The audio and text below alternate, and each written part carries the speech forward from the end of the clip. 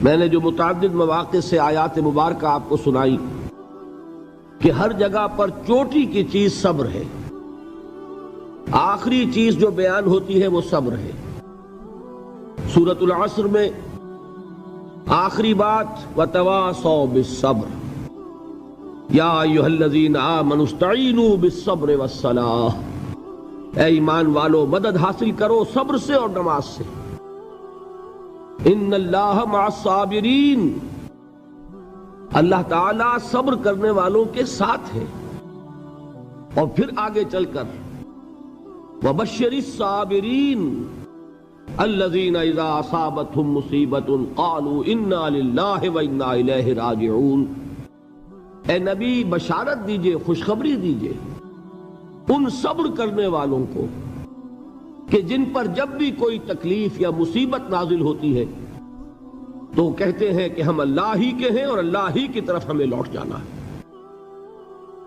صبر کا مفہوم ہے اپنے آپ کو تھامنا، روکنا، برداشت کرنا، تحمل کرنا، اور جو بھی اپنا ایک طے شدہ مقصد ہے کسی بھی مخالفت سے بددل ہوئے بغیر، کسی بھی تکلیف یا مصیبت سے ہراساں ہوئے بغیر اس کی طرف پیش قدمی کیے چلے جانا۔ بڑی سخت سردی پڑ رہی ہے، فجر کا وقت ہے، گرم پانی کا اہتمام نہیں ہے، اب اس وقت فجر کی نماز کے لیے اٹھنا، ٹھنڈا پانی اگر ہے تو وضو تو کرنا ہوگا، اس ٹھنڈے پانی سے وضو کرنا، اس وقت لحاف سے نکلنا ہی بہت مشکل، ٹھنڈے پانی سے وضو کرنا اور مصیبت۔ یہ جب تک انسان میں صبر کا مادہ نہ ہوگا ممکن ہی نہیں۔ اس کو کہیں گے صبر علی الطاعہ، اطاعت پر صبر کرنا۔ ناگواری محسوس ہو رہی ہے لیکن اس ناگواری کو برداشت کرتے ہوئے انسان اللہ کے حکم کے اوپر جمع رہے، اللہ کے حکم پر عمل کرے۔ یہ کیا ہے؟ یہ صبر ہے۔ اگر یہ صبر نہیں ہے تو ظاہر بات ہے کہ انسان اللہ کے اس حکم پر عمل نہیں کر سکے گا۔ صبر کا مادہ نہیں ہوگا تو آپ کام نہیں کر سکیں گے۔ اور اسی کا ایک دوسرا رخ ہے، جب آپ دعوت حق کے لیے کھڑے ہوں گے پہلا قدم کیا آتا ہے؟ استہزاء، تمسخر، مذاق اڑانا، جس کی میں مثال اب دینا چاہتا ہوں محمد الرسول اللہ صلی اللہ علیہ وسلم کی شخصیت سے۔ دیکھیے ہم کیا اور ہماری بساط کیا، ہم کیا مبلغ ہوں گے، کیا داعی ہوں گے، ہمارے اپنے دامن پر داغ ہوتے ہیں، لیکن یہ کہ محمد الرسول اللہ کے دامن پر کوئی داغ تھا؟ ان کو تو سارے مکے والے الصادق الامین کہتے تھے، نہایت محبوب شخصیت تھے، ان کے لیے تو جا صادق جا الامین یہ الفاظ سننے میں آتے تھے، آنکھوں کا تارا۔ لیکن جب آپ نے دعوت اب شروع کی، اب قرآن مجید میں دیکھیے کسی نے کہا مجنون ہو گئے، دماغ خراب ہو گیا، پاگل ہو گئے، اجی شاعر ہیں، کچھ شعر جوڑ لیتے ہیں ہم پر دھوس جماتے ہیں۔ کسی نے کہا ساحر ہیں، کچھ جادو سیکھ لیا ہے، یہاں تک کہ ایسے بدبخت بھی پیدا ہوئے، قرآن میں ہے ساحر کذاب، سحر کرنے والا جادوگر نہایت جھوٹا۔ یہ الفاظ کہے جا رہے ہیں کس کی شان میں؟ محمد الرسول اللہ صلی اللہ علیہ وسلم۔ قرآن میں نقل کیا گیا یا ایھا الذی نزل علیہ الذکر انک لمجنون۔ کبھی آپ نے اس کا ترجمہ سوچا؟ ہے وہ شخص، دیکھیے تصور کیجئے حضور جا رہے ہیں، تشریف لے جا رہے ہیں، کسی دعوت میں ہے، تبلیغ میں، یا ویسے ہی تشریف لے جا رہے ہیں، اور کوئی ایک جمگھٹا ہے لوگوں کا، ادھر سے فقرہ آتا ہے، تیر کی طرح لگتا ہے دل میں جا کر محمد کے صلی اللہ علیہ وسلم۔ اے وہ شخص جس کا یہ خیال ہے کہ اس پر کوئی ذکر نازل ہو رہا ہے، ہمارے خیال میں تو تمہارا دماغ خراب ہو گیا ہے۔ یا ایھا الذی نزل علیہ الذکر انک لمجنون، کہا کہ نہیں کہا؟ اور یہ نہ سمجھیے کہ حضور صلی اللہ علیہ وسلم کے قلب مبارک کو تکلیف نہیں ہوتی تھی۔ میں قرآن سے ثابت کروں گا، میں کہیں کوئی کہانیاں بیان نہیں کرنا چاہتا۔ قرآن نے کہا ہے وَلَقَدْ نَعْلَمُ انک یضیق صدرک بما یقولون، اے نبی ہمیں خوب معلوم ہے صلی اللہ علیہ وسلم کہ جو کچھ یہ لوگ کہہ رہے ہیں اس سے آپ کا سینہ بھنجتا ہے، یہ جو گھٹن ہوتی ہے، صدمہ ہوتا ہے۔ انک یضیق صدرک بما یقولون، ہمیں خوب معلوم ہے کہ جو کچھ یہ باتیں آپ کو سننی پڑ رہی ہیں، یہ کڑوی کسیلی باتیں، یہ جو فقرے چست ہو رہے ہیں، استہزاء ہو رہا ہے، تمسخر ہو رہا ہے۔ سورہ حجر میں ہے، ایک جگہ کھڑے ہوئے لوگ قرآن کا مذاق اڑا رہے ہیں، بھائی فلاں آیت تم لے جانا، فلاں آیت میری ہوگی، اس کے ٹکڑے کر رہے ہیں، اس کے ٹکڑے حصے بکھرے کر کے قیمہ بنا کر ان آیات کا تمسخر اڑا رہے ہیں۔ ایک جگہ قرآن مجیدی میں مذکور ہے کہ فرشتوں کا مذاق اڑ رہا ہے، بھائی یہ دیکھو محمد نے کہا ہے صلی اللہ علیہ وسلم کہ جہنم پر تو کل 19 فرشتے ہیں، علیہا 19 قرآن میں آیت نازل ہوئی۔ ایک پہلوان کہتا بھائی 10 کو تو میں سنبھال لوں گا، باقی 9 کا تم انتظار کر لو۔ یہ باتیں آ رہی ہیں حضور کے کانوں میں، کلام الہی کے ساتھ کیا سلوک ہو رہا ہے، مجھ پر کیا فقرے چست کیے جا رہے ہیں، مجھ پر جس طریقے سے استہزاء اور تمسخر کا رویہ اختیار کیا گیا ہے، دل بھج رہا ہے، دل میں صدمہ ہے۔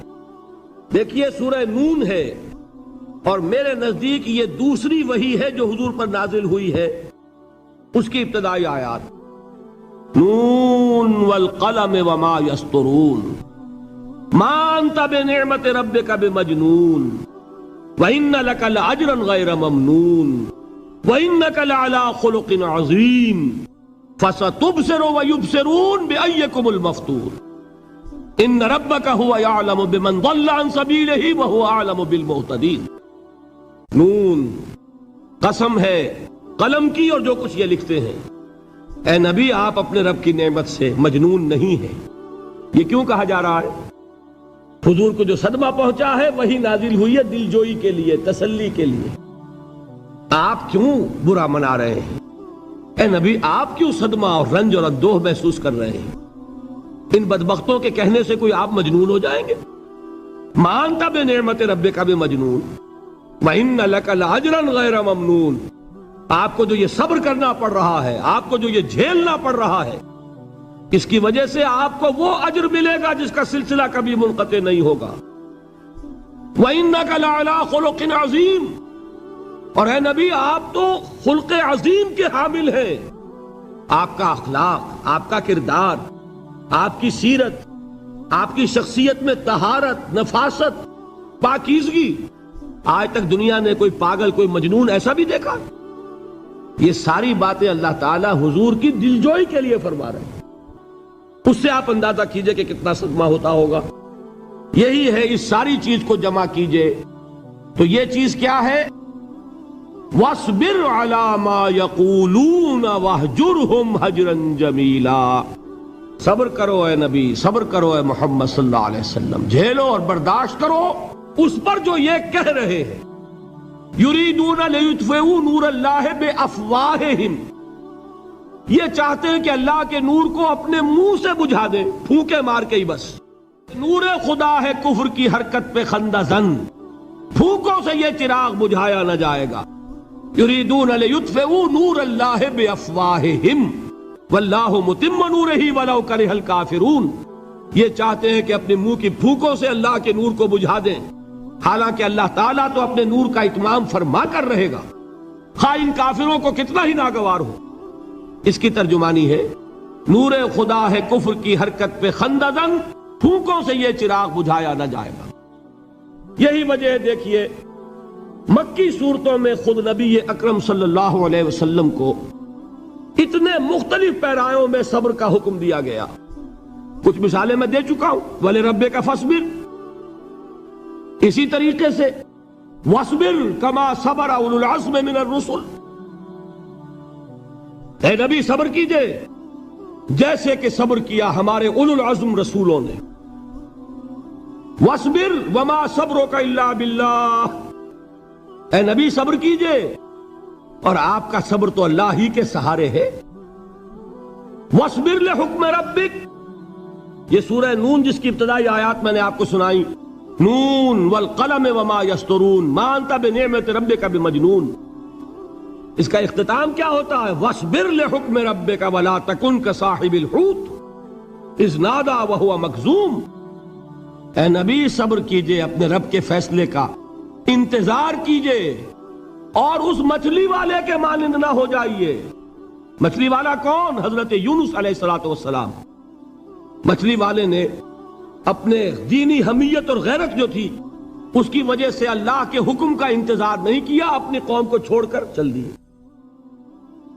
نبی کا، رسول کا یہ معاملہ ہوتا ہے، جیسے کہ آپ کو معلوم ہے کوئی افسر ہے کسی حکومت کا، وہ اپنی پلیس آف ڈیوٹی کو نہیں چھوڑ سکتا، he must stick to his place of duty. بڑے افسرز کے لیے تو یہ بہت بہت اہم بات ہے۔ تو اے رسول، جہاں آپ کو ہم نے تعینات کیا ہے آپ وہاں سے ہل نہیں سکتے کہ ذرا مخالفت ہوئی، لوگوں نے فقرے چست کیے اور آپ کہیں اور چل دیے، دفعہ ہوئیے، یہ بات نہیں سننا چاہتے، میں کسی اور کو سناؤں گا، ہو سکتا ہے نا؟ ہم تو کرتے ہیں نا یہ، اس لیے کہ ہمیں تو اللہ نے کہیں تعینات تو نہیں کیا نا۔ اگر ایک جگہ کے لوگ بات نہیں سنتے، چلو بھائی ہم کہیں اور جائیں گے، وہاں بات سنائیں گے۔ لیکن رسول کا معاملہ ہوتا ہے جو اس کی پلیس آف اپوائنٹمنٹ ہے، he cannot leave his place without the express permission of Allah subhanahu wa ta'ala۔ آپ نے یہ سنا ہوگا، سیرت کی تقاریر میں پڑھا ہوگا کہ مدینے کی طرف ہجرت کی اجازت حضور نے تمام صحابہ کو دے دی، خود منتظر رہے جب تک کہ اللہ کی طرف سے اجازت نہیں آ گئی۔ حضرت ابوبکر پوچھتے رہتے تھے حضور اجازت آ گئی کہ نہیں؟ نہیں ابھی نہیں آئی۔ حضور اذن آ گیا؟ نہیں آیا، ابھی نہیں آیا۔ حبشہ کی طرف سب کو بھیج دیا، اجازت دے دی جو جانا چاہے چلا جائے۔ حضور کی صاحبزادی جو حضرت عثمان کے نکاح میں تھی وہ بھی ہجرت کر رہی ہے، لیکن حضور تو نہیں گئے۔ رسول نہیں چھوڑ سکتا اپنی جگہ کو، یہاں تک کہ تمام تقریباً صحابہ چلے گئے، حضور رہ گئے، حضرت ابوبکر رہ گئے، حضرت علی رہ گئے، اور حضرت ابوبکر پوچھ رہے ہیں بار بار اجازت آئی یا نہیں؟ نہیں ابھی نہیں آئی۔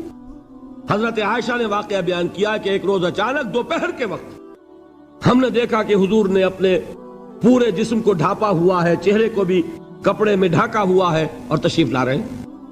یہ اس میں تعجب کی بات یہ کہ عرب میں آج بھی آپ کو معلوم ہے کہ یہ چیز جو ہے ان کی روایات کے خلاف ہے کہ دوپہر کے وقت کوئی کسی سے ملنے جائے۔ یہ وقت جو ہے قیلولے کا ہے، آرام کا ہے۔ تو این ٹھیک دوپہر کے وقت تشریف لائے حضور، آپ نے آ کے حضرت ابوبکر سے فرمایا کہ اجازت آ گئی ہے۔ حضرت ابوبکر نے بہت خوش ہو کر ایک بات کہی، حضور میں نے 2 اونٹنیاں تیار کی ہوئی ہیں۔ یعنی اب آپ وہ تو سوچتے تھے نا شاباش ملے گی کہ میں نے تیاری کی ہوئی ہے، میں نے 2 اونٹنیوں کو خوب کھلا پلا کے فربا کیا ہوا ہے، بڑی توانا ہے تاکہ ہم تیزی کے ساتھ سفر کر سکیں۔ حضور نے توقف کیا، فرمایا ہاں ٹھیک ہے، 1 اونٹنی میں استعمال کروں گا لیکن میں اس کی قیمت ادا کروں گا۔ حضرت ابوبکر کی آنکھوں میں آنسو آ گئے، روتے ہوئے کہا حضور مجھ سے یہ مغایرت، کیا یہ جان اور مال کسی اور کے لیے ہے؟ آپ مجھ سے بھی کہہ رہے ہیں میری اونٹنی جو ہے وہ بھی بلا معاوضہ آپ قبول نہیں فرما رہے۔ یہ ہے محمد الرسول اللہ کی غیرت اور حمیت کا معاملہ۔ اب دیکھیے ایک بات عجیب ہے، یہ ربط اپنے ذہن میں رکھیے، اللہ تو صبر کی تلقین کر رہا ہے اپنے رسول کو، اور رسول یہی تلقین کر رہے ہیں اپنے صحابہ کو، صبر کرو، جھیلو، برداشت کرو، ہاتھ مت اٹھانا، کوئی جوابی کارروائی نہیں ہوگی، بلکہ اپنے اوپر جھیلو جو کچھ جھیلنا ہے، ڈٹے رہو، پیچھے مت ہٹنا، یہ صبر ہے، لیکن ہاتھ اٹھانے کی اجازت نہیں۔ چنانچہ اب ذرا چشم تصور سے دیکھیے، ابو جہل اس نے جو بدترین روش اختیار کی، وہ ایک خاندان تھا حضرت یاسر، ان کی اہلیہ حضرت سمیہ اور ان کے فرزند حضرت عمار رضی اللہ تعالی عنہم۔ یہ غلام نہیں تھے، حضرت سمیہ تو کنیز تھیں لیکن یاسر غلام نہیں تھے۔ ان کی کہانی یہ ہے، واقعہ یہ ہے کہ یہ بہت نیک آدمی تھے یاسر، یمن کے باشندے، انہیں کو خواب میں بشارت ہوئی کہ نبی کا ظہور ہونے والا ہے مکے میں، جاؤ شاید ان کے قدموں تک پہنچ جاؤ۔ یہ یمن سے ترک وطن کر کے مکے آ گئے۔ ابو جہل کا ایک چچا تھا، بہت شریف النفس انسان، اس کے ساتھ معاہدہ کیا حلیف بن کر، اور وہ مکے میں رہنے لگے۔ اس لیے کہ یہ نوٹ کر لیجئے، مکہ اس وقت ایک قبیلے کا شہر تھا، صرف قریش۔ یا قرشی رہ سکتا تھا وہاں، یا قرشی کا حلیف، کہ اگر تو کسی قرشی نے آپ کو امان دی ہوئی ہے تو آپ رہ سکتے ہیں مکے میں، ورنہ نہیں۔ یا تیسرے قرشی کا غلام، غلام تو ملکیت ہی ہے اس کی، جیسے بھیڑ بکری ہے کسی قرشی کی، اسی طرح اس کے غلام ہے۔ یہ تین کیٹیگریز تھی انسانوں کی مکے میں۔ اسی کو نوٹ کیجئے کہ جو بیچارے غلام تھے وہ سب سے زیادہ ستائے گئے، اس لیے کہ غلاموں کے تو حقوق ہی کوئی نہیں تھے۔ بلال غلام تھے، ابو فقی غلام تھے، زنیرہ ایک کنیز تھی، ان کو جو ماریں پڑی ہیں اس کا آپ کو معلوم ہے۔ حضرت بلال کے ساتھ جو کچھ امیہ ابن خلف نے کیا، کہ جس طریقے سے کہ حیوانوں کی لاشیں جو ہے کھینچ کر گھسیٹ کر لے جائی جاتی ہیں، ان کی گردن میں رسی ڈال کر گھسیٹتے، اسی طریقے سے حضرت بلال کے گردن میں رسی ڈال کر ٹھیک دوپہر کے وقت مکے کی سنگلاخ گلیوں کے اندر گھسیٹا جاتا تھا۔ نیچے زمین جل رہی ہے توے کی طرح، اور ویسا بھی ہوتا تھا کہ چت لٹا دیا، اوپر سے وہ آگ مکے کا، کہ سورج جو ہے ذرا نوٹ کیجئے، آگ برسا رہا، نیچے زمین توے کی طرح جل رہی ہے، اور ایک بھاری سل بھی لا کر جو ہے سر پر رکھ دی، چھاتی پر رکھ دی گئی ہے کہ آواز نہیں نکل رہی، جھاگ نکل رہے منہ سے، لیکن اس حال میں بھی احد احد احد، ایک ایک اللہ، قل هو اللہ احد، الفاظ نکل رہے۔ یہ ہے وہ صبر، صبر علی الابتلاء، صبر علی الایذاء۔ یہ ابتلاء اور ایذاء پر صبر ہے، جھیلو برداشت کرو، اس توحید پر قائم رہو، محمد کی رسالت کے اقرار کرتے رہو صلی اللہ علیہ وسلم، لیکن ہاتھ نہیں اٹھانا۔ اب میں آپ کو بتا رہا تھا یہ تو غلام تھے، یہ جو تھے یاسر، یہ حلیف تھے، غلام تو نہیں تھے نا۔ البتہ وہ ابو جہل کے چچا کی کنیز تھی یہ سمیہ، انہوں نے اجازت لے کر ان سے نکاح کر لیا، یہ تو کنیز رہیں گی۔ بیٹا جو ہوا وہ بھی ایک طرح سے، جب کنیز زیادہ ہے تو غلام ہو گیا، عمار ابن یاسر۔ وہ جو شخص تھا بہت شریف النفس ابو جہل کا چچا، وہ مر گیا، اب ابو جہل جو ہے اس خاندان کا سربراہ ہے، لہذا یہ تینوں جو افراد ہیں وہ اس کے رحم و کرم پر ہیں۔ یاسر کو بھی پروٹیکشن اگر ہے تو ابو جہل کی ہے، ابو جہل جو چاہے کرے، اور سمیہ تو کنیز ہے ہی، اس کا تو کوئی حق ہے ہی نہیں، جو چاہے کرے، اور عمار ان دونوں کا بیٹا ہے، لہذا بدترین معاملہ کیا ابو جہل نے ان تین افراد کے ساتھ۔ حضرت سمیہ کے ساتھ جو کچھ کیا گیا ہے آپ اس کا تصور نہیں کر سکتے۔ بالآخر جو شہید کیا ہے حضرت سمیہ کو، ایذائیں دے دے کے، سسکا سسکا کے، ان کے جسم کے نازک حصوں کو جلا کے، داغ دے کر، کہتا کیا تھا، ایک دفعہ کہہ دو کہ میرا جو یہ بت ہے یہ بھی الہ ہے، مان لو میں چھوڑ دوں گا۔ تنگ آ گیا، کسی طریقے سے ایک دفعہ کہہ دو پھر میں چھوڑ دوں گا۔ لیکن یہ میاں بیوی حضرت یاسر اور حضرت سمیہ رضی اللہ تعالی عنہما، یہ ہے ثبات، یہ ہے صبر، یہ ہے استقلال، ایک مرتبہ بھی کہنے کے لیے تیار نہیں ہو، جو چاہو کر لو، اب ہم تو اس سے پیچھے نہیں ہٹیں گے۔ تنگ آ کر اس نے حضرت سمیہ کی تو شرمگاہ میں برچھا مارا ہے اور شہید کیا۔ حضرت یاسر کے بارے میں ایک روایت یہ ہے، ستا ستا کے، تنگ کر کر کے، آخر کار جو ختم کیا، انہیں شہید کیا کس طرح، 4 سانڈ اونٹ جوان، ان سے رسے باندھے، ایک رسے سے ایک بازو باندھا، دوسرے سے دوسرا بازو باندھا، تیسرے سے ایک ٹانگ باندھی، چوتھے سے دوسری ٹانگ باندھی، اور چاروں کو دوڑایا ہے کہ جسم کے پرخچے اڑ گئے۔ اس وقت سامنے سے حضور گزرتے تھے جبکہ آل یاسر کے ساتھ یہ معاملہ ہو رہا ہے، کیا فرماتے تھے، اصبروا یا آل یاسر فإن موعدکم الجنہ، اے یاسر کے گھر والوں صبر کرو، جھیلو، اس لیے کہ تمہارے وعدے کی جگہ جنت ہے۔ اللہ تعالیٰ ادھر آنکھ بند ہوگی ادھر جنت میں تمہارا داخلہ ہو جائے گا۔ یہ ہے تواصوا بالصبر والعصر ان الانسان لفی خسر۔ یہ تواصوا بالصبر پر کون عمل کر رہا ہے؟ محمد الرسول اللہ صلی اللہ علیہ وسلم۔ دے تو بھی محمد کی صداقت کی گواہی۔ یہ صداقت کی گواہی دیتے ہوئے انہوں نے اپنی جانیں دے دی۔ 4 سے لے کر 12 تک 8 برس اس کو کہتے ہیں پرسیکیوشن، فزیکل پرسیکیوشن، تشدد، مار پیٹ، جلانا، دہکتے ہوئے انگاروں پر لٹانا، فاقے رکھنا، بھوکے رکھنا، ان کو ڈال دی گئی زنجیریں، گھروں میں بند کر دیا گیا نوجوانوں کو۔ حضرت عثمان کو چچا نے ان کے ایک چٹائی کے اندر لپیٹا اور دھونی دے دی، دم گھٹ رہا ہے، جان نکل رہی ہے۔ حضرت مصعب بن عمیر رضی اللہ تعالی عنہ، وہ نوجوان 200 درہم کا جوڑا ان کا سل کر آتا تھا شام سے تیار ہو کر، لباس معطر ہوتا تھا، جدھر سے نکل گیا پوری گلی جو ہے وہ معطر ہو گئی، انگلیاں اٹھ رہی ہیں، وہ جا رہا ہے مصعب، یہ خوشبو اس کی ہے۔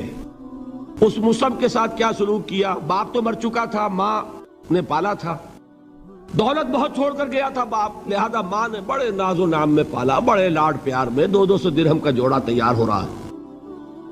لیکن یہ کہ آپ کو معلوم ہے عرب کے اس معاشرے میں عورت کی کوئی حیثیت نہیں تھی، ماں کا اختیار نہیں تھا، چچا تھا اب سربراہ خاندان کا۔ چچا نے کہا مصعب اگر تم نے اپنے باپ کا دین چھوڑ دیا ہے تو باپ کی دولت پر بھی تمہارا کوئی حق نہیں ہے، نکل جاؤ گھر سے۔ اس نے یہ سوچا تھا کہ مصعب کے ہوش ٹھکانے آ جائیں گے، دن میں تارے نظر آ جائیں گے، ناز و نام میں پلا ہوا گھر سے نکل کے جائے گا کہاں، یہ سارا نشہ جو ہے توحید کا یہ حیران ہو جائے گا۔ حضرت مصعب کا جواب بالکل برعکس تھا، اچھا ٹھیک ہے چچا جان میں گھر چھوڑتا ہوں۔ وہی بات جو کبھی کہی تھی ابراہیم نے، باپ نے کیا کہا تھا؟ واجرنی ملیہ، جاؤ چلے جاؤ، دفع ہو جاؤ میری نگاہوں سے۔ حضرت ابراہیم نے کیا جواب دیا تھا؟ سلام علیک ساستغفر لک ربی انہ کان بی حفیہ۔ اچھا ابا جان آپ کا حکم یہی ہے تو میں چلتا ہوں، آپ پر سلامتی ہو، میرا رب مجھ پر بڑا مہربان ہے، میں اس سے آپ کے لیے استغفار کروں گا۔ چل دیے۔ یہی جو ہے حضرت ابراہیمی کی نسل ہے نا قریش۔ آج ابراہیم کے ایک بیٹے کے ساتھ وہی معاملہ ہو رہا ہے مصعب کے ساتھ، اور مصعب چلنے کے لیے تیار ہو گئے۔ چچا نے سوچا، میں سمجھتا تھا کہ ہوش ٹھکانے آ جائیں گے، یہ تو تیار ہو گیا نکلنے کے لیے۔ غصے میں آ کے اگلی بات کہی، یہ کپڑے جو پہنے ہوئے تم نے یہ بھی اسی مشرک باپ کی کمائی کے ہیں، اتارو ان کو۔ وہیں کپڑے اتارے، مادر زاد برہنہ گھر سے نکالے گئے۔ ماں کے پاس پہنچے، ماں نے آنکھوں پر ہاتھ رکھے، مصعب کیا ہوا؟ ماں سے کہتے ہیں کہ ماں میں موحد ہو گیا، اور وہاں سے گئے پھر حضور کی خدمت میں، کپڑے کہیں سے مانگے ہوں گے۔ یہ مصعب ہیں 200 درہم کا جوڑا پہننے والے۔ جب حضور پر مدینے کے 12 افراد ایمان لائے تھے، بیعت عقبہ اولیٰ ہوئی، انہوں نے کہا کہ حضور ہمیں کوئی شخص اپنا ایسا شاگرد دیجئے جو ہمیں قرآن پڑھا سکے۔ حضور نے حکم دیا مصعب جاؤ، اب مدینے جاؤ، یثرب جاؤ، یثرب والوں کو قرآن پڑھاؤ، انہیں تبلیغ کرو۔ مصعب گئے ہیں وہاں، 1 سال کی کمائی 75 افراد لا کر حضور کے جھولی میں اگلے سال ڈال دیے کہ حضور یہ میری 1 سال کی کمائی ہے، 72 مرد 3 عورتیں۔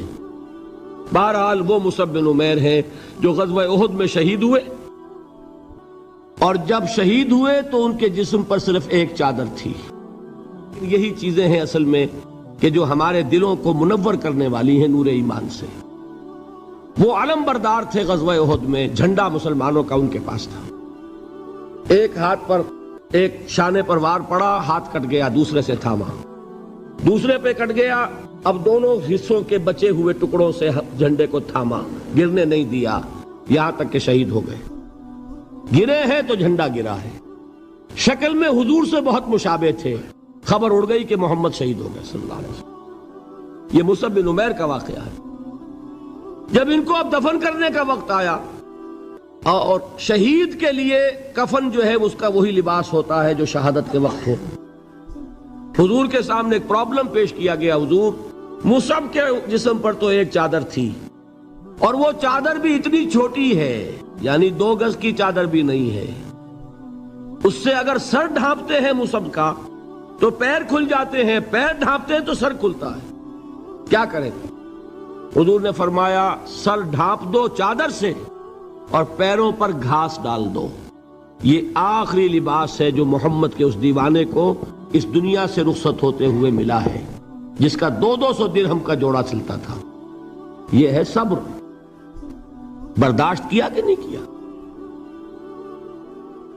یہ خباب بن الارت پیشے کے لحاظ سے لوہار تھے. سوچئے ایک زندہ انسان کو دہتے ہوئے انگاروں پر لٹایا جا رہا ہے. ان انگاروں سے کھال جلی کمر کی چربی پگھلی. اس پگھلنے والی چربی سے وہ انگارے ٹھنڈے پڑے. یہ سب کچھ جھیل رہا ایک شخص. سوچنے والوں نے سوچا نہیں ہوگا کیا جرم تھا ان کا؟ تو بڑا شریف آدمی ہے, بہت اچھا کاریگر ہے, وقت پر کام دیتا ہے, مناسب اجرت لیتا ہے. یہ کیا ہوا؟ یہ کوئی جرم نہیں. جرم صرف ایک ہے, ایک اللہ کو مانتا ہے اور محمد کے دامن سے وابستہ ہے صلی اللہ علیہ وسلم. فاستعینوا بالصبر والصلاۃ. مدد حاصل کرو کس سے؟ صبر سے اور نماز سے. ان اللہ مع الصابرین. جان لو کہ اللہ تعالیٰ صبر کرنے والوں کے ساتھ ہے. وَلَا تَقُولُوا لِمَنْ يُقْتَلُ فِي سَبِيلِ اللَّهِ أَمْوَاتٌ. اور ہرگز نہ کہو اسے جو اللہ کی راہ میں قتل ہو جائے کہ وہ مردہ ہے. بَلْ أَحْيَاءٌ وَلَكِنْ لَا تَشْعُرُونَ. نہیں, وہ زندہ ہے لیکن تمہیں ان کا شعور نہیں ہے. اور سنیے اب یہ آیت اہم ترین ہے صبر کے موضوع پر. وَلَنَبْلُوَنَّكُمْ بِشَيْءٍ مِّنَ الْخَوْفِ وَالْجُوعِ وَنَقْصٍ مِّنَ الْأَمْوَالِ وَالْأَنفُسِ وَالثَّمَرَاتِ وَبَشِّرِ الصَّابِرِينَ. اور دیکھو ہم تمہیں آزمائیں گے. وَلَنَبْلُوَنَّكُمْ, ہم لازماً آزمائیں گے تمہیں. بِشَيْءٍ مِّنَ الْخَوْفِ, خوف کی کیفیت طاری کر کے. والجوع, بھوک, فقر اور فاقہ. ونقص من الاموال, مالی نقصان. والانفس, جانی نقصان. والثمرات, اور ثمرات, پھلوں اور میووں کا نقصان. میرے نزدیک یہاں پر ثمرات کا مفہوم ایک اور بھی ہے.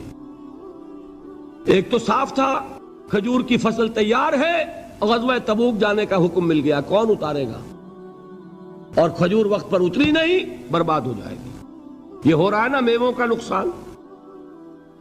اور میرے نزدیک یہاں یہ بھی ہے, بسا اوقات بہت سی محنتوں کا نتیجہ انسان دیکھتا ہے کہ ضائع چلا گیا. میں نے 10 سال محنت کی, حاصل کوئی نہیں نکلا. یہ ثمرات کیا ہے؟ محنتیں, محنتوں کے ثمرات کا ضیاع. کوشش آپ نے کی, قسمت کی خوبی دیکھیے, ٹوٹی کہاں کمن, 2-4 ہاتھ جب کے لبے بام رہ گئے. Be prepared. ایک شاعر کے یہ اشعار ہیں, یہ فصل امیدوں کی ہمدم اس بار بھی غارت جائے گی. سب محنت صبحوں شاموں کی اب کے بھی اکارت جائے گی. میرے نزدیک یہ ثمرات کا جو لفظ یہاں آیا ہے, وَنَقْصٍ مِّنَ الْأَمْوَالِ وَالْأَنفُسِ وَالثَّمَرَاتِ, سب محنت صبحوں شاموں کی اب کے بھی اکارت جائے گی. دھرتی کے کونوں کھدروں میں پھر اپنے لہو کی کھاد بھرو, پھر مٹی سینچو اشکوں سے, پھر اگلی رت کی فکر کرو, پھر اگلی رت کی فکر کرو جب پھر ایک بار اجڑنا ہے. ایک فصل پکی تو بھر پایا, تب تک تو یہی کچھ کرنا ہے. ایک مقصد ہے سامنے, انقلاب برپا کرنا ہے. ایک کوشش ناکام ہو جائے کوئی پرواہ نہیں, نیکسٹ. پھر تیار رہو ناکامی کے لیے. ایسا نہ ہو جو انگریزی میں کہتے ہیں hope for the best but be prepared for the worst. ایسا نہ ہو کہ دوسری مرتبہ ناکام ہو کے بددل ہو جاؤ, تمہاری ہمتیں جواب دے جائیں. نہیں, پہلے سے تیار رہو کہ دوسری مرتبہ بھی ناکامی آئے تو آئے, لیکن جب تک کہ کامیابی حاصل نہیں ہوتی ہمیں یہ کام کیے چلے جانا ہے. دیکھیے سیرت میں آیا کہ نہیں یہ واقعہ. بدر میں مسلمانوں کو فتح ہوئی تو احد میں زک پہنچی کہ نہیں؟ 70 صحابہ شہید ہوئے کہ نہیں؟ اگر ان کی ہمتیں جواب دے جاتی تو گاڑی کیسے چلتی آگے؟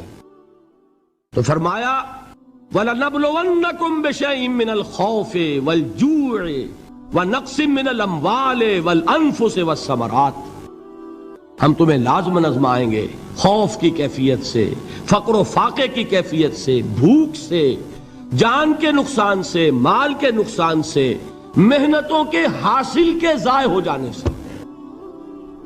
وَبَشِّرِ الصَّابِرِينَ، اور اے نبی بشارت دیجئے صبر کرنے والوں کو۔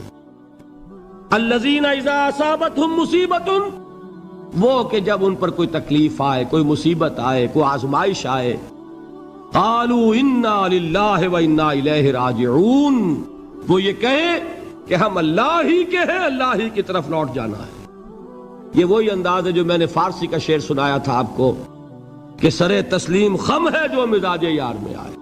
وہ ہمارا مولا ہے، ہمارا آقا ہے، اگر اسے یہی منظور ہے تو ہمیں بھی یہی منظور ہے۔ میں نے تسلیم و رضا کی بات کی تھی نا، آپ کو کچھ شعر سنائے تھے، ایک شعر اور سنیے، اور یہ کس کا ہے؟ محمد علی جوہر کا۔ ایک مرتبہ جیل گئے، ان کی ایک بیٹی جوان بیمار ہوئی، فوت ہو گئی، باہر چھوڑا انگریز نے، جاؤ بھائی دفن کر دو بیٹی کو۔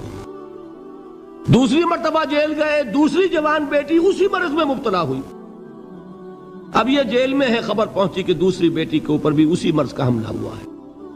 ایک نظم لکھی ہے جس کا آخری شعر یہ ہے، تیری صحت ہمیں منظور ہے لیکن اس کو نہیں منظور تو پھر ہم کو بھی منظور نہیں۔ یہ ہے، جب تک یہ کیفیت نہ ہو اس میدان میں آدمی ثابت قدم نہیں رہ سکتا کہ میرے رب کو اگر یہ منظور ہے تو یہی مجھے منظور ہے، اور تیری صحت ہمیں چاہیے تو ضرور لیکن ہمارے رب کو منظور نہیں تو ہمیں بھی منظور۔ راضی برضائے رب۔ وَبَشِّرِ الصَّابِرِينَ الَّذِينَ إِذَا أَصَابَتْهُمْ مُصِيبَةٌ قَالُوا إِنَّا لِلَّهِ وَإِنَّا إِلَيْهِ رَاجِعُونَ، نہ شود نصیب دشمن کے شود ہلاک تیغت، سر دوستہ سلامت کے تو خنجر آزمائی۔ اولئک علیہم صلوات من ربہم ورحمہ، یہی ہیں وہ لوگ جن پر ان کے رب کی طرف سے عنایتیں ہیں اور رحمتیں ہیں۔ وَأُولَئِكَ هُمُ الْمُهْتَدُونَ، اور یہی ہیں وہ لوگ جو کامیاب ہونے والے ہیں، ہدایت پانے والے، ہدایت یافتہ۔ وَالصَّابِرِينَ فِي الْبَأْسَاءِ وَالضَّرَّاءِ وَحِينَ الْبَأْسِ، اور صبر کرنے والے، اصل نیکی ان کی ہے، جسمانی تکلیفوں میں صبر کرنے والے، فقر اور فاقے میں صبر کرنے والے، اور جنگ کے وقت صبر کرنے والے۔ اولئک الذین صدقوا واولئک هم المتقون، یہ ہیں وہ لوگ جو صبر کرنے والے ہیں، یہ ہیں جو سچے ہیں، جو اپنے دعوے میں نیکی کے اور ایمان کے صادق ہیں، اور یہی وہ لوگ ہیں جو متقی۔ اللہ تعالیٰ نے کیسے کیسے مسلمانوں سے کہا، مسلمانوں تمہیں زک پہنچی ہے تو انہیں بھی تو پہنچی تھی، ان کے 70 نہیں مارے گئے تھے بدر میں، ان کے حوصلے جو ہیں وہ تو پست نہیں ہوئے، وہ اگلے سال آ گئے تم پر چڑھائی کر کے، تم کیوں اتنا برا مان رہے ہو؟ تمہارے دل اتنے زخمی کیوں ہو گئے؟ تمہیں تکلیف پہنچتی ہے تو انہیں بھی پہنچتی ہے۔ اپنی غیرت جو ہے ہمیں ذرا اس کا جائزہ لینا چاہیے۔ لوگ باطل نظریات کے لیے کتنی قربانیاں دے رہے ہیں، لوگ باطل چیزوں کے فروغ کے لیے کتنی محنتیں کر رہے ہیں۔ جیسا کہ میں نے ابھی کہا تھا، اسی غیرت کو چیلنج کرنے کے لیے، ذرا آپ کی حمیت دینی کو جوش دلانے کے لیے، قادیانی نوجوان کتنی تعداد میں اپنے آپ کو دین کے لیے وقف کرتا ہے، اور آپ کتنے نوجوان ہیں جو اپنے آپ کو دین کے لیے وقف کر دیں، اور ہوں وہ کھاتے پیتے گھرانوں کے لوگ۔ یہ نہیں ہے کہ اگر کوئی اور کام نہیں کر سکتا تو پھر یہ ہے کہ وہ دین کے کام میں لگ جائے۔ باصلاحیت لوگ، کھاتے پیتے لوگ، ذہنی استعداد رکھنے والے لوگ، اونچے گھرانوں کے لوگ، وہ وقف کریں اپنے آپ کو دین کے لیے۔ اس کے بغیر کیسے باہر آ جائے گی، کیسے رونق آ جائے گی؟ تو دنیا میں باطل نظریات والے جو ہیں، یہ بات کہی گئی ہے، مسلمانوں تم اگر توحید کے لیے لڑ رہے ہو، دیکھتے نہیں ابو جہل کو، اس نے گردن کٹوائی ہے شرک کے لیے، شرک کے لیے گردن کٹوائے، اور تم توحید کے لیے گردن کٹوانے کو تیار نہ ہو۔ اس نے گردن کٹوائی کہ نہیں کٹوائی؟ اور کس طرح کٹوائی ہے؟ جو کہ بڑا متکبر قسم کا، فرعون قسم کا شخص تھا، جب گردن کاٹنے لگے تو کہتا ہے ذرا نیچے سے کاٹنا، تاکہ جب تم نیزے کے اوپر چڑھاؤ میرے سر کو تو اونچا نظر آئے، معلوم ہو سردار کا سر ہے۔ وہ بدبخت مرتے ہوئے بھی جو اس کی کیفیت تھی نا، اس کو ذہن میں رکھیے۔ تو یہ اس لوگوں نے قربانیاں دی، جانیں دی، تو فرمایا اگر تم ان سے زیادہ قربانی نہیں دو گے، یہ جو نوٹ کر لیجئے اس کو، مجرد اگر حق کو غالب کرنا اللہ کے ذمے ہو تو آنے واحد میں غالب کر دے گا، تمہیں تکلیف ہی دینے کی ضرورت نہیں۔ سمجھ رہے؟ کیا اللہ کے مقابلے میں کوئی باطل کی طاقت ٹھہر سکتی ہے؟ یہ تمہارے ایمان کا امتحان ہے، یہ تمہارے خلوص کی آزمائش ہے، یہ تمہارے امتحان کا ثبوت درکار ہے کہ اللہ تعالیٰ دیکھنا چاہتا ہے تم اس کے لیے اپنی جانیں قربان کرنے کو تیار ہو کہ نہیں، تم اس کے لیے تن من دھن لگانے کو تیار ہو کہ نہیں۔ اور یہ جان لو کہ اگر کفار اور مشرکین اور ملحدین اور باطل نظریات والے وہ جو کچھ قربانیاں اپنے باطل نظریات کے لیے دے رہے ہیں، ان سے زیادہ اگر تم نہیں دو گے تو حق غالب نہیں ہوگا۔ انہوں نے جو صبر کیا ہے اپنے باطل نظریات پر، اگر تم اس سے زیادہ صبر کا ثبوت نہیں دو گے اپنے اس حق پر تو حق غالب نہیں ہوگا۔ اس لیے فرمایا یا ایھا الذین آمنوا اصبروا وصابروا، نہ صرف یہ کہ صبر کرو بلکہ صبر میں اپنے دشمنوں سے آگے نکلو، ان کے صبر سے بڑھ کر صبر کرو۔ ورابطوا، مرابطہ کہتے ہیں چوکس رہنا، ہوشیار، پہرا دو، ایسا نہ ہو کہ دشمن جو ہے غفلت میں تمہارے اوپر کوئی حملہ جو ہے کر بیٹھے۔ واتقوا اللہ، اور اللہ کا تقوی اختیار کرو، لعلکم تفلحون، تاکہ تم فلاح پاؤ۔ یہ ہے حضرات تواصوا بالصبر۔ میں نے عرض کیا تھا ہر جگہ پر آپ کو چوٹی کی بات صبر ملے گا۔ آیت الکرسی، آیت البر جو میں نے آپ کو سنائی آخر میں، والصابرین فی الباساء والضراء وحین الباس، حامیم السجدہ، وما یلقاها الا الذین صبروا وما یلقاها الا ذو حظ عظیم۔